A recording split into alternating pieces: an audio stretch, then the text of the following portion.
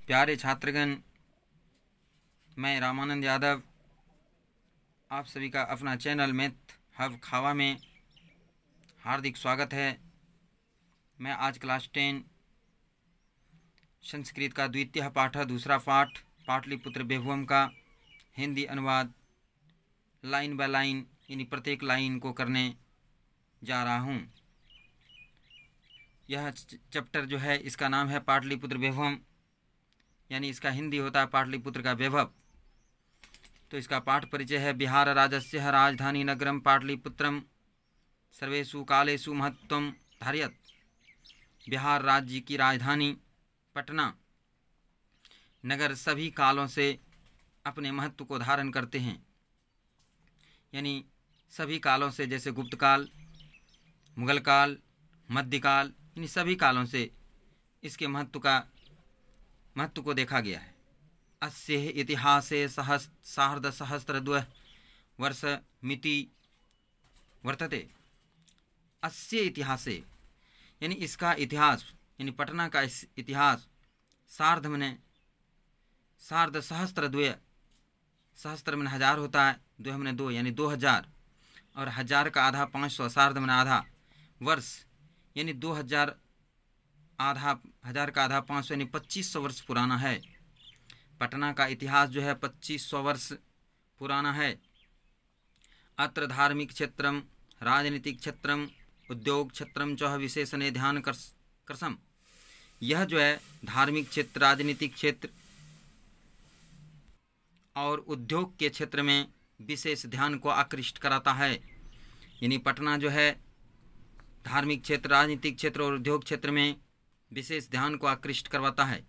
वैदेशिकः यात्रिणः मेघास्थिनिज फाह्यान् when सांग इत सिंहपुराभिरित्यः पाटलिपुत्रस्य वर्णनं स्वः स्वः अस्मरन् ग्रंथेषु चक्रु। वैदेशिकः यात्री यानी विदेशी यात्री, जो हमारे देश के यात्री नहीं होते, अन्य देश अमेरिका, रूस, चीन, जापान इत्यादि देश के जो यात्री आते हैं हमारे देश घूमने के लिए, उसे वैदेशिक यात्री बोला जाता है, यानी विदेशी यात्री। तो विदेशी यात्रियों में मेघास्थिनिज, फैयान, हुएनसांग, इत्सिंग इत्यादि ने पाटलिपुत्र का वर्णन जो है अपने संस्मरणेषु ग्रंथेषु यानी अपने ग्रंथों में वर्णन किया है। यानी विदेशी यात्री मेघास्थिनिज, फैयान, हुएनसांग, इत्सिंग ने पाटलिपुत्र का वर्णन अपने ग्रंथों में किया है। पाठे अस्मिन् पाटलिपुत्र वैभवस्य सामान्यः परिचयो वर्तते। पाठे अस्मिन् यानी इस पाठ में पाटलिपुत्र के वैभव का सामान्य परिचय दिया गया है। अब है प्राचीनेषु भारतीयेषु नगर अनित्यं पाटलिपुत्रनुगंगम वस विचित्रं महानगरं बभूव। प्राचीन भारत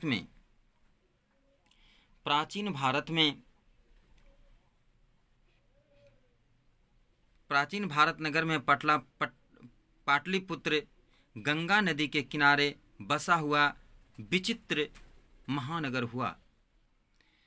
प्राचीन भारत यानी पुराने समय में जो पटना था, प्राचीन भारत में पटना जो था वो गंगा नदी के किनारे बसा हुआ विचित्र महानगर हुआ।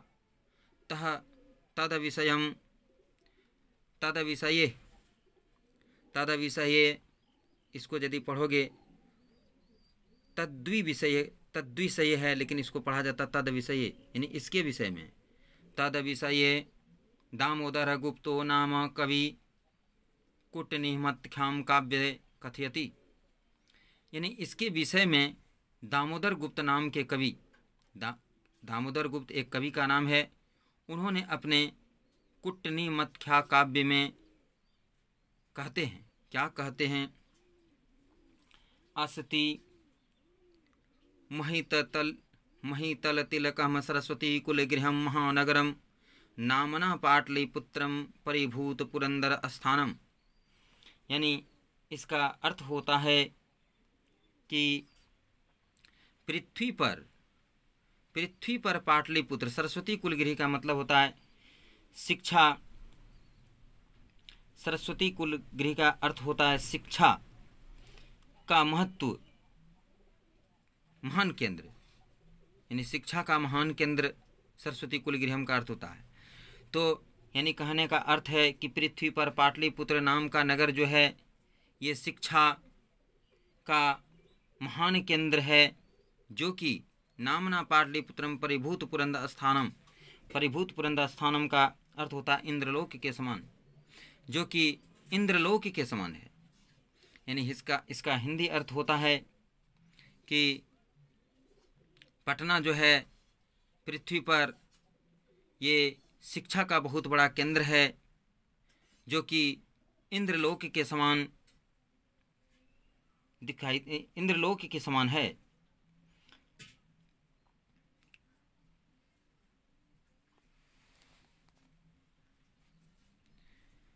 अब है इसका इतिहासे श्रूयते अत गंगा सतीरे बुद्धे काले पाटलीग्राम स्थित आसीत्। इतिहास में सुना जाता है कि यह गांव पाटलीग्राम जो है गंगा नदी के तट पर बुद्ध काल से ही स्थित है। यानी इतिहास में सुना जाता है कि भगवान बुद्ध के समय गंगा नदी के किनारे पाटली नाम का गांव स्थित था, आसीत है इसलिए था होगा।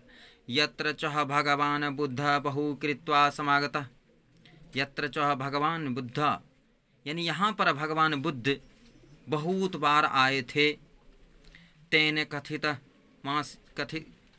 महासितः यदप ग्रामो अयम महानगरम भविष्यति। इसके विषय में, इस गांव के विषय में भगवान बुद्ध ने क्या कहा कि यह गांव जो है एक दिन जो है ये महानगर बनेगा। इस गांव के विषय में भगवान बुद्ध ने कहा कि यह गांव जो है एक दिन महानगर बनेगा, महानगरम भविष्यति। किंतु लेकिन कलहस्य अग्निदाहस्य जलपुरस्य च भयात सर्वदा क्रांतम भविष्यति। लेकिन कलह से, कलह मैंने झगड़ा, अग्निदाह से मैंने आग, जलपुर से मैंने बाढ़, लेकिन झगड़ा, आग और बाढ़ का भय सर्वदा यानी सदा बना रहेगा। कलांतरेण पाटलीग्रामः एव पाटलिपुत्रमिति कथितः। कलांतर में, यानी कलांतर में जो है मैंने कुछ दिन के बाद जो है यही पाटलीग्राम जो है पाटलिपुत्र नाम से प्रसिद्ध हो गया। कलांतर में यानी कुछ दिन बीतने के बाद, समय बीतने के बाद पाटलीग्राम जो है पाटलिपुत्र के नाम से जाने लगा, कहा जाने लगा। चंद्रगुप्त मौर्यस्य काले अस्य नगरस्य शोभा रक्षा व्यवस्था च अत्युत्कृष्टादिति यूनान राजदूतः मेघास्थिनिज संस्मरणेषु निरूप्यते। चंद्रगुप्त मौर्य के समय, चंद्रगुप्त मौर्य पटना के राजा थे, पाटलिपुत्र के राजा थे। तो चंद्रगुप्त मौर्य के समय में जो है इस नगर का शोभा और रक्षा व्यवस्था, किसका? पटना नगर, अस्य मैंने इसका, नगरस्य नगर का शोभा रक्षा व्यवस्था अत्युत्कृष्टादिति, यानी अत्यंत ही अच्छा था। इसको किसने लिखा है? तो यूनान राजदूतः मेघा अस्थिनिज, यूनान के राजदूत, यूनान देश के राजदूत थे मेघा अस्थिनिज। उन्होंने अपने स्व संस्मरणेषु यानी कि अपने आत्मकथा में लिखा है।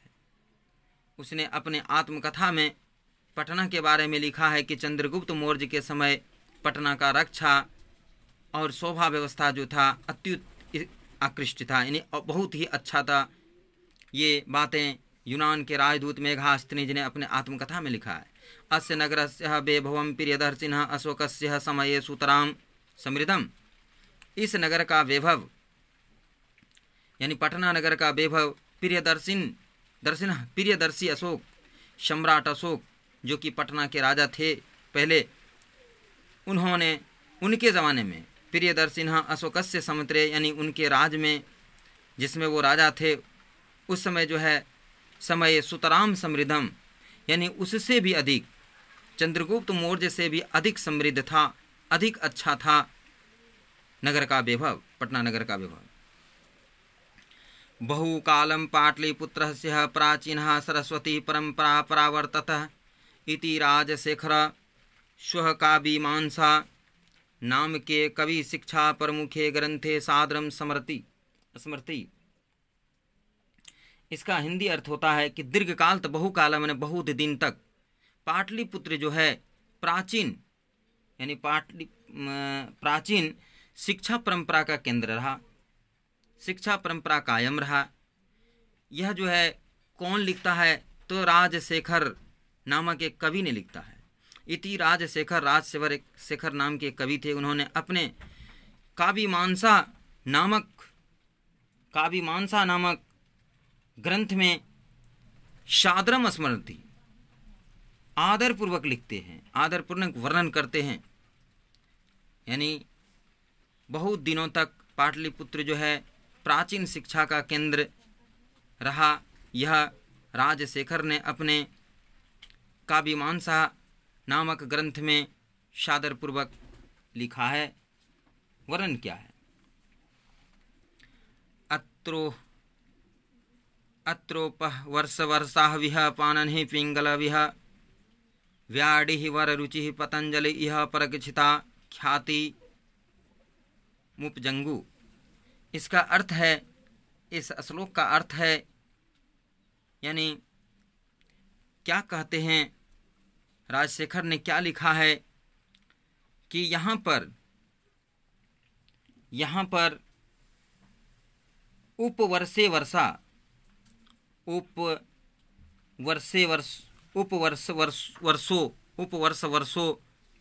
पाणिनि पिंगल व्याडी वररुचि पतंजलि, ये सब विद्वानों का नाम है, ये सब विद्वानों का नाम है। इह परगच्छिता ख्याति उपजंगु। इन सभी विद्वानों की परीक्षा पटना में हुई और इन लोगों ने परीक्षा में पास किया और पटना की ख्याति को बढ़ा दिया। जिस प्रकार की करमवीर कथा में आप लोग पढ़े होंगे कि करमवीर ने अपने कॉलेज में सबसे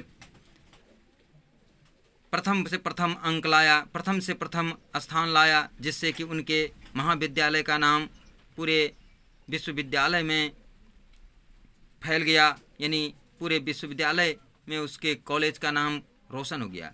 तो इसी प्रकार से इन सारे विद्वानों ने पाणिनि, पतंजलि, पिंगल, वररुचि इत्यादि, व्याडी इत्यादि जो है पटना में परीक्षा में सफल हुए। यानी इसका जांच हुआ कि आप कितने जानकार हैं, आप क्या क्या जानते हैं। तो इन लोगों ने उसमें सफलता हासिल की और पटना का नाम जो है रोशन किया, पटना का ख्याति जो है बढ़ गया। कतिपयेषु प्राचीन संस्कृत ग्रंथेषु पुराणादिषु पाटलिपुत्रस्य नामान्तरं पुष्पपुरं कुसुमपुरं वा प्राप्यते। इसका अर्थ होता है कि कुछ प्राचीन ग्रंथों, कुछ प्राचीन संस्कृत ग्रंथ में, पुराण में पाटलिपुत्र का नाम पुष्पपुर और कुसुमपुर देखने को मिलता है। ठीक है, यानी कहने का अर्थ है कि कुछ प्राचीन संस्कृत ग्रंथेषु पुराणादिषु यानी संस्कृत ग्रंथ और पुराण में पाटलिपुत्र का नाम पुष्पपुर और कुसुमपुर देखने को मिलता है। अनेन ज्ञाते यत नगरस्य समीपं पुष्पानं बहुल उत्पादनं भवति स्म। यानी इससे ज्ञात होता है, इससे पता चलता है कि इस नगर के समीप यानी आसपास में पुष्पानम यानी पुष्प फूल का बहुत बड़ा बहुल उत्पादनम भवति स्म, बहुत उत्पादन होता होगा, इसलिए जो है इसका नाम पुष्पपुर और कुसुमपुर रखा गया था। पाटलिपुत्रमिति शब्दो अपि पाटल पुष्पानां पुत्तलिकः रचनानां श्रितः प्रचलिता। पाटलिपुत्र शब्द जो है पाटल फूलों के नाम, पाटल मतलब गुलाब होता है, पाटल फूलों के नाम का आश्रय लेकर रखा गया है, ऐसा जो है पुत्तलिका रचना में वर्णित है। यानी पाटलिपुत्र शब्द जो है पाटल फूलों के नाम पर रखा गया है, जो कि पुत्तलिका रचना में वर्णित है। शरतकाले नगरे अस्मिन् कौमुदी महोत्सव इति महान समारोह गुप्तवंश शासन काले अतीव प्रचलित। शरत काल यानी जाड़े के दिनों में यहाँ पर नगर अस्मिन् यानी इस नगर में कौमुदी महोत्सव इति महान समारोह, यह जो है बहुत बड़ा समारोह, बहुत बड़ा पर्व के रूप में मनाया जाता था। गुप्त वंश शासन काले अति प्रचलित, यह जो है गुप्त वंश शासन काल में ही प्रचलित था। यानी शरद काल के यानी जाड़े के दिनों में गुप्त वंश काल के समय कौमुदी महोत्सव महान पर्व के रूप में मनाया जाता था। तत्र सर्वे जना आनंदमग्नः अभुवन, उस समय यानी कौमुदी महोत्सव के समय सर्वे जना में सभी लोग आनंदमग्न यानी खुशी रहते थे, आनंदमग्न रहते थे, यानी अति प्रसन्न रहते थे। सम्प्रति ही दुर्गा पूजा अवसरे तादृशः एवं समारोह दृश्यते, यानी जिस प्रकार की आजकल हम लोग दुर्गा पूजा के शुभ अवसर पर, दुर्गा पूजा के समारोह पर धूमधाम से लोग मनाते हैं, खुशी मनाते हैं, धूमधाम से पर्व को मनाते हैं, उसी प्रकार से गुप्त वंश के शासन काल में पटना में कौमुदी महोत्सव मनाया जाता था। जिस प्रकार आजकल हम लोग दुर्गा पूजा को धूमधाम से मनाते हैं।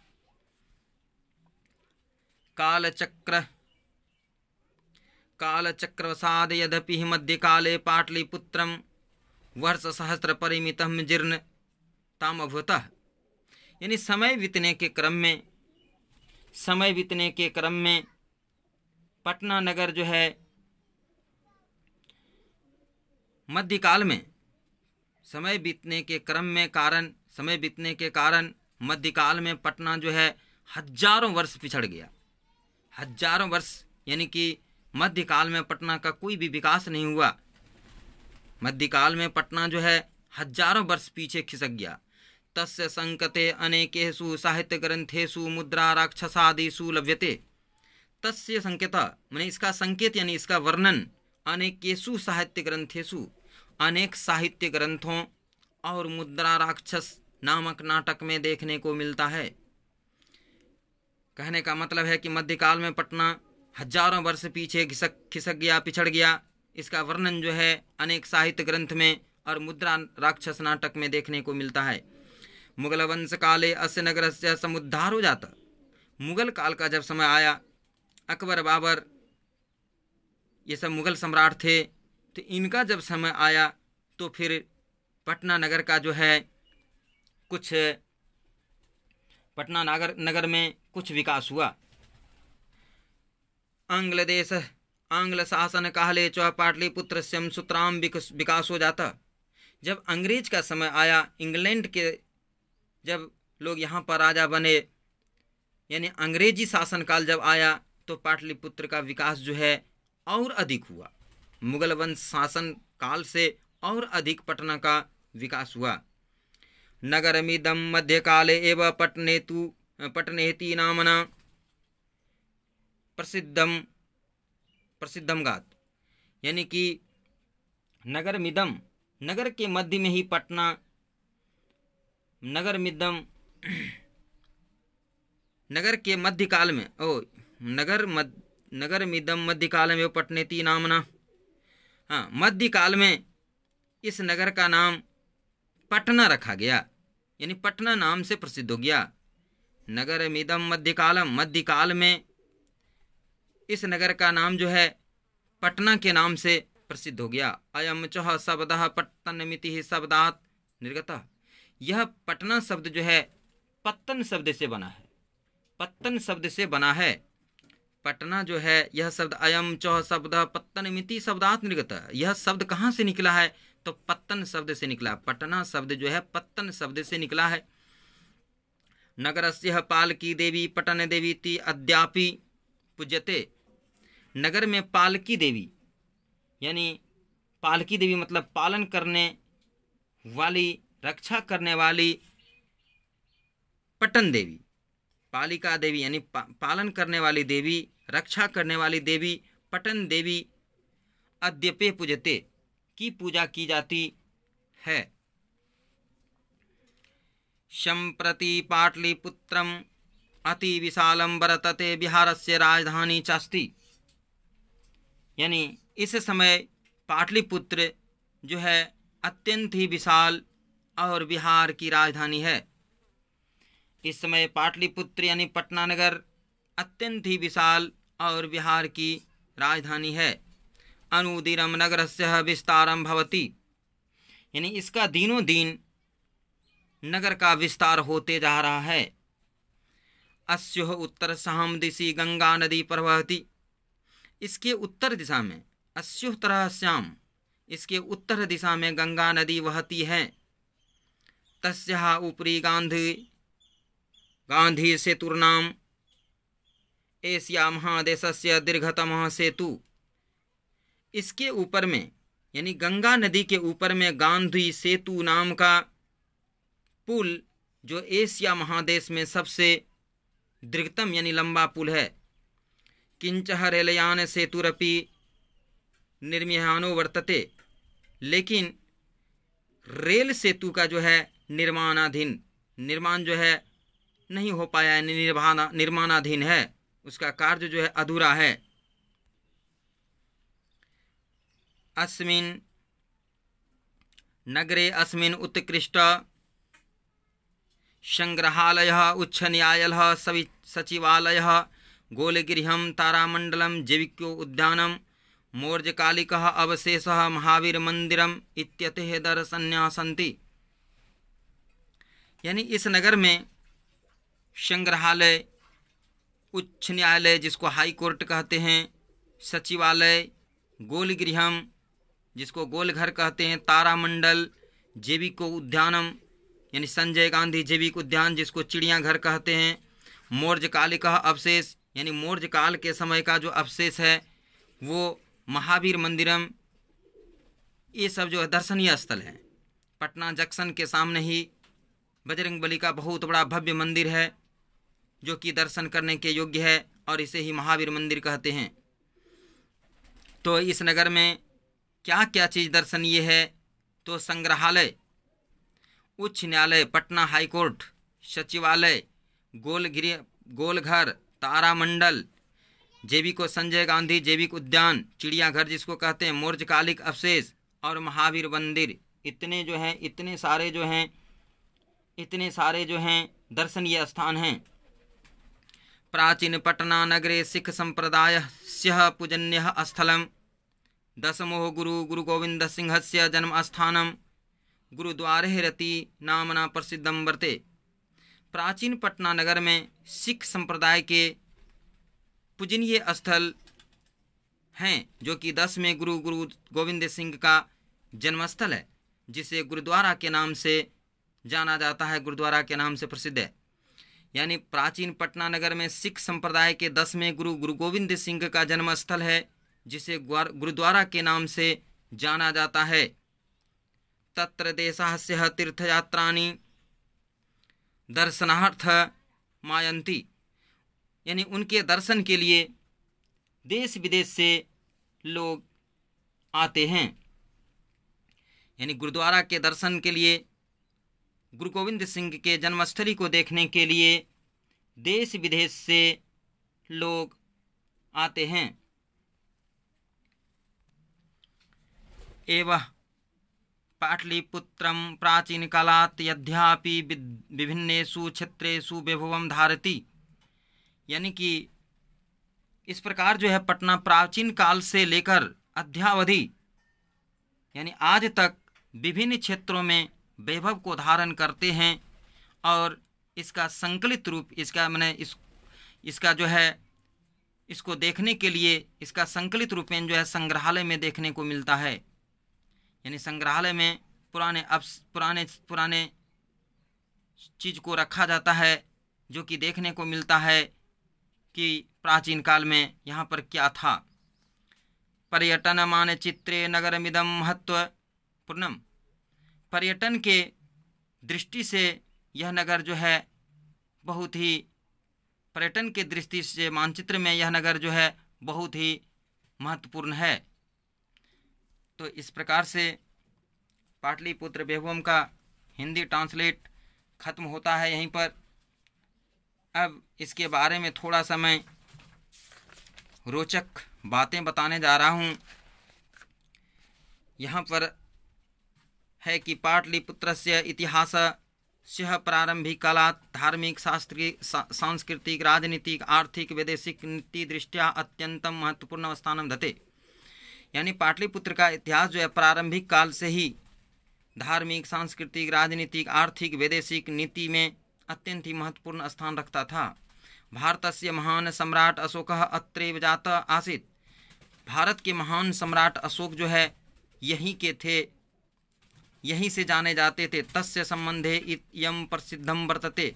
उसके संबंध में यह प्रसिद्ध है कि यत सः स्वीकायानम नवीनति भ्रातृनः हत्या राज सिंहासने समारूढ़। यानी उसने अपने 99 भाई को हत्या करके, काट करके राजा बनने के लिए, राज सिंहासन पर बैठने के लिए 99 भाई को काट दिए थे। हतानां भ्रातृनं प्रेक्षपणं यस्मिन् कूपे कृतवान आसीत्। और हत्या किए गए भाइयों के सब को एक कुएं में डालते जाता था। सह एवं कूपः अधुना अगम कुआं इति नामना प्रसिद्ध। वह कुआं जो है आज के ज़माने में अभी जो है पटना में एक स्थान का नाम अगम कुआं है। तो अगम कुआं जो है इसीलिए उसका नाम जो है अगम कुआं रखा गया, क्योंकि वहाँ पर सम्राट अशोक ने अपने 99 भाई को काटकर उस कुएं में डाल दिया था। तब जो है अंत में वह राजा बना था।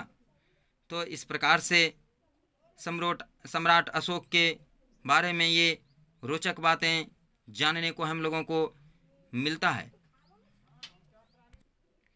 प्यारे छात्रगण, इस प्रकार सम्राट अशोक ने अपने भाइयों को काटकर राजा बना, लेकिन अंत में उन्होंने ऐसा कार्य किया जो कि विश्व के लोग भी उनसे शिक्षा लेने के लिए आते थे। तो अब मैं यहीं पर विराम देता हूँ, क्योंकि अधिक नहीं, सम्राट अशोक के बारे में अधिक जानकारी अभी इसके माध्यम से देना उचित नहीं है। इसलिए मैं यहीं पर अपनी वाणी को विराम देता हूँ। जय हिंद प्यारे छात्रगण।